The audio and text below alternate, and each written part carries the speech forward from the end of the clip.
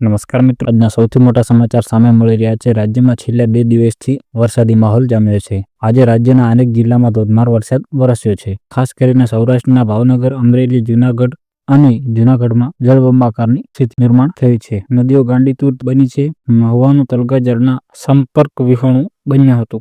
ગામમાં કેડસમાં પાણી ભરાયા હતા તેમજ સ્કૂલના વિદ્યાર્થીઓ ફસાયા હતા, જેઓનું રેસ્ક્યુ કરવામાં આવ્યું હતું। ભાવનગરના જેસરમાં સૌથી વધુ 10.25 ઇંચ વરસાદ ખાબક્યો હતો। આ ઉપરાંત આજે સાંજે અમદાવાદમાં પણ ધોધમાર વરસાદ વરસ્યો હતો, જેથી અંડરબ્રિજમાં પાણી ભરાયા હતા। હવામાન વિભાગે આગામી 3 કલાક એટલે કે 7 થી 10 વાગ્યા સુધી રાજ્યમાં વરસાદ માટે આગાહી કરી છે, જેમાં મહીસાગર, ખેડા, આણંદ, છોટાઉદેપુર, બોટાદ, ભાવનગર, અમરેલી, રાજકોટ, સુરેન્દ્રનગર, મોરબીમાં ભારે વરસાદને લઈને રેડ એલર્ટ આપવામાં આવ્યું હતું।